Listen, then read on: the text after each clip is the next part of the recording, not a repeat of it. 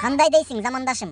Төмөнкү эки адамдын кайсынысынын өмүрү кызыктуу, ар кандай боектор менен көбүрөөк боелот? Биринчиси, таңкы саат 5те туруп, үйдөн чыгып, аракет кылып, ар кандай мүмкүнчүлүктөрдүн эшиктерин каккылай баштайт.